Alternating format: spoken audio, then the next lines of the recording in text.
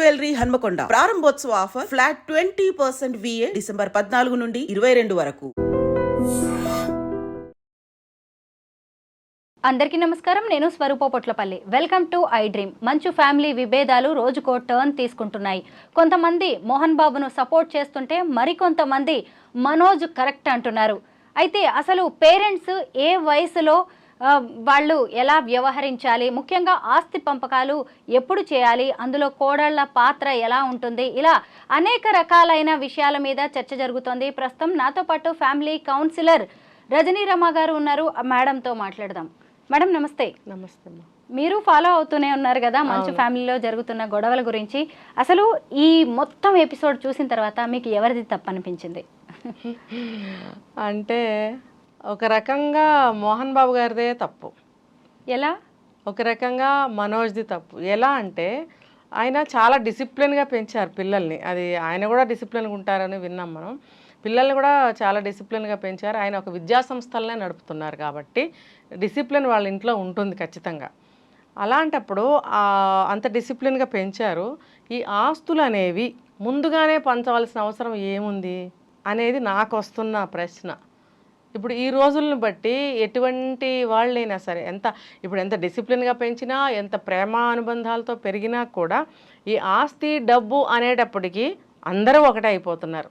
అవన్నీ పక్కకు పెట్టేస్తున్నారు. ఇదే ప్రధానం అయిపోతుంది. ఎంత డిసిప్లిన్ పక్కన పెట్టండి, ప్రేమ పక్కన పెట్టండి, బంధం పక్కన పెట్టండి, డబ్బే ప్రధానం అయిపోతుంది. అది మరి ఆయన పెద్ద ఆయన ఎంత వ్యవస్థలు నడుపుతున్నారు, ఇన్ని సినిమాలు యాక్ట్ చేశారు, ఎన్నో సినిమాల్లో ఇలాంటి సినిమాలు చాలా చేశారు కదా.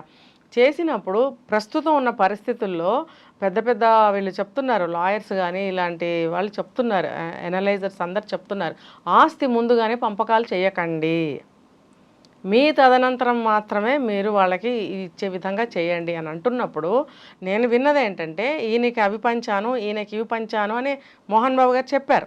మరి అలా ముందుగానే పనిచేసేయటం అనేది కరెక్ట్ కాదు. కాబట్టి ఇప్పుడు ఆయనదే తప్పు అని నేను అంటున్నాను అనమాట. ఇంకొక పక్క నుంచి చూస్తే ఈ మంచు మనోజ్ చిన్నపిల్లాడేం కాదు. ఆయన కూడా విద్యాసంస్థల్లో పుట్టి పెరిగిన వాడే. విద్యాసంస్థల్లోనే తెల్లవారు లేస్తే వాళ్ళు ఉంటారు. ఎంతో బంధం టీచర్స్కి పిల్లలకి, తల్లిదండ్రులకి పిల్లలకి ఉన్న బాండ్స్ మధ్యలో పెరిగిన వాళ్ళు వీళ్ళు. నిత్యం చూస్తూ ఉన్నవాళ్ళు వీళ్ళు కదా. ఒక మంచిని ఏమంటారు బోధించే సంస్థల్లో ఉన్నారు వీళ్ళు. అంటే ఇతను కూడా ఆ మంచితనంగా ఎందుకు లేకపోయాడు? ఒక వాల్యూస్, ఒక మంచితనమే కానీ ఒక వాల్యూసే కానీ ఏదైనా ఆ విద్యాసంస్థల్లో ఉంటాయా ఉండవా చెప్పండి? ఉన్నప్పుడు అందులోనే లేచిన దగ్గర నుంచి తిరుగుతున్నప్పుడు ఇతను ఆస్తి కోసము తండ్రి దగ్గర గొడవ పడితే సరే ఓకే, ఇంట్లో పడండి. వీధిలోకి వచ్చేయడం అనేది నీ చదువు నీకు నేర్పించిన సంస్కారం ఇదేనా? నీ తండ్రి చెప్తున్నారు నిన్ను ఎలా పెంచానురా మనోజ్ అని వీడియోలో అన్నప్పుడు అక్కడే అర్థమవుతుంది. ఆయన అలా పెంచినప్పుడు నువ్వు రోడ్డును పడ్డావు అని అంటే తప్పు ఎక్కడుంది? అప్పుడు మనోజ్దే తప్పు అని నేను చెప్తాను. ఇప్పుడు తండ్రి కష్టపడి ఆయన చెప్పారు, ఏ రకంగా మెడ్రాస్ వీధుల్లో నేను కష్టపడి పైకి ఇంతవరకు వచ్చాను అని ఆయన చెప్పినప్పుడు అసలు ఆ కష్టాన్ని తీసుకోవడానికి అసలు నీకేం హక్కు ఉంది? ఆయన తదనంతరం ఇస్తే మీరు తీసుకోండి, అది ఎటైనా మీకే కాబట్టి. అలాంటప్పుడు మీరు అన్నీ సవ్యంగా ఉన్నప్పుడే ఆయన కష్టపడి సంపాదించిన దాన్ని మాకు ఇస్తారా లేదా, నాకు ఎక్కువ ఇచ్చావు తనకు తక్కువ ఇచ్చావు అని ఎందుకు మాట్లాడుతున్నారు? వద్దు, మాట్లాడద్దు. ఆక్రోశం ఉంటుంది, ఆ బాధ ఉంటుంది, వాళ్ళకి ఎక్కువ ఇచ్చారు నాకు తక్కువ ఇచ్చారు అని. కానీ ఆయనకి తెలుసు కదా ఎవరికి ఎంత ఇవ్వాలనేది. పక్షపాతం అయితే ఏముండదు.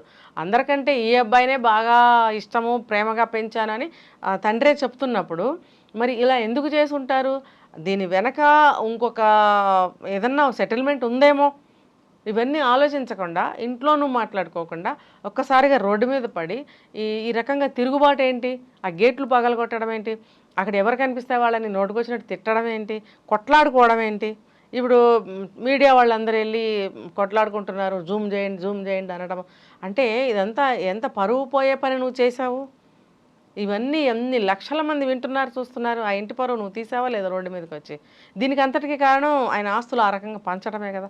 ఎందుకు పంచాలి? ఇప్పుడే ఆడపిల్ల అంటే పెళ్లి చేసుకుని వెళ్ళింది కాబట్టి ఆమెకి పెళ్లిలో వేరే వేరే రూపాల్లో ఆమెకి ఇస్తారు.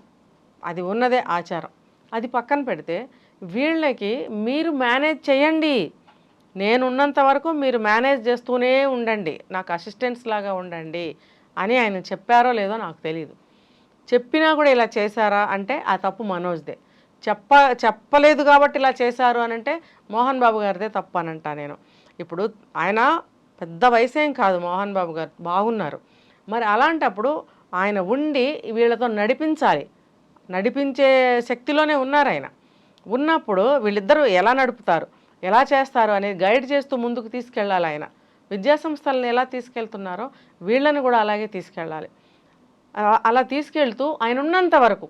ఇప్పుడు నార్థరన్ పీపుల్ చూడండి, వాళ్ళు 110 సంవత్సరాలు ఉన్న ముసలు ఆయన కూడా వాళ్ళు ఏ బిజినెస్ అయితే చేస్తున్నారో అక్కడ గల్లాపేట దగ్గర ఆయనే కూర్చుంటాడు.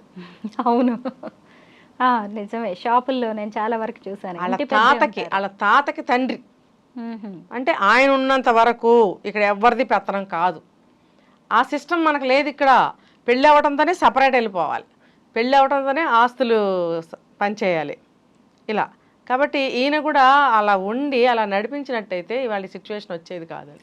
మేడం, మోహన్ బాబు గారు ఒక ఇంటర్వ్యూలో చెప్పారు, నాకు నా కూతురు కొడుకులు ఇద్దరు అందరూ సమానమే, నాకు ఇంకా చెప్పాలంటే ఆడపిల్లలంటే నాకు ఎక్కువ ఇష్టం, నా ఆస్తి మొత్తాన్ని ముగ్గురికి సమానంగా పంచుతా అన్నారు. ఇప్పుడు ఈ గొడవలు మొదలయ్యేసరికి చిన్న కొడుకుతో పాటు చిన్న కోడలు మౌనికా రెడ్డిని కూడా ఆయన చాలా విమర్శించారు. తాగుతున్నారని, ఇంకా రకరకాలుగా నీ భార్య మాటలు వింటున్నావు అని. మరి ఇప్పుడు మౌనిక కూడా వేరే ఇంటి ఆడపిల్లే కదా, కూతురుకు ఒక న్యాయం, ఇక్కడ కోడలికి ఒక న్యాయమా? అలా అయ్యి ఉండదు లేండి. ఎందుకనంటే చెప్పారు కదా రీజనింగ్స్.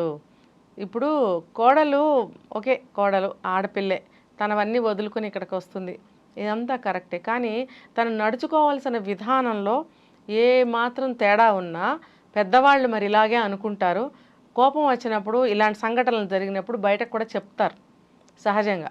ఆ అమ్మాయి మాటలు విని నువ్వు ఇలా అయ్యావురా, లేకపోతే నువ్వు సహజంగా నువ్వు చాలా మంచివాడివి అని అంటారు. చాలా సందర్భాల్లో చాలామంది ఇళ్లలో ఇవి జరుగుతూనే ఉంటాయి. ఆ అమ్మాయి మరి నిజంగానే ఆ అమ్మాయి ఆస్తి కోసం పోరాడిందా, ఈ అబ్బాయిని ఇలా చేసిందా అనేది నిజాలు మనకు తెలియదు, అది విని మనం మాట్లాడుకోవడమే. ఏది ఏమైనా కూడా ఆ అమ్మాయి ఇన్వాల్వ్ అయ్యి ఆ మనోజ్తో గొడవ పడి ఆస్తి కోసం ఆ అమ్మాయి ప్రేరేపించినా కూడా నువ్వు చెప్పిన వాడిది తప్పు ఎప్పుడూ కాదు. ఎవరిది తప్పు? విన్నవాడిది తప్పు. ఇక్కడ విన్నదెవరు? కొడుకు.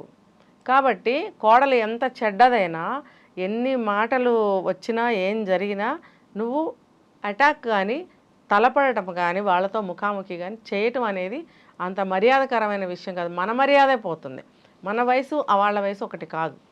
కాబట్టి కొడుకుతోనే మాట్లాడుకోవటం అనేది మంచి విషయం.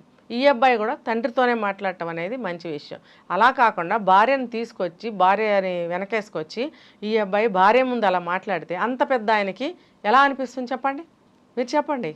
అంత చిన్న అమ్మాయి, అంత పెద్ద ఆయన జరిగిన విషయాన్ని జరిగినట్టుగా నువ్వు ఇలా మాట విన్నావు కాబట్టి నా మీదకి వస్తున్నావు అని అంటే తప్పయిందా? మరి అంత పెద్ద ఆయన ముందుకి భార్యను తీసుకొచ్చి భార్యతో పాటుగా అలా అడగటం అనేది కరెక్టేనా? ఇప్పుడు ఆ అమ్మాయిది కానీ ఈ అబ్బాయిది కానీ ఆయన దగ్గర ఉందా ఏమన్నా, లేకపోతే మొత్తం ఆయనదేనా? ఇప్పుడు మొత్తం ఆయనదే అయినప్పుడు ఎవరు ఏం మాట్లాడినా కరెక్ట్ కాదు కదా. మరి అలాంటప్పుడు ఆ అమ్మాయిని వ్యక్తిగతంగా ఏమీ ఆయన అనలేదు. ఇదే మోహన్ బాబు పెద్ద కోడలు వెరోనిక అని ఎప్పుడూ ఒక్క మాట కూడా అనలేదు. అది కూడా మనం గమనించాలి. అంటే మనకి ఆవిడ కూడా ఇలాంటి సందర్భాలు ఏమైనా చేశారా? చేసినా కూడా అనలేదా?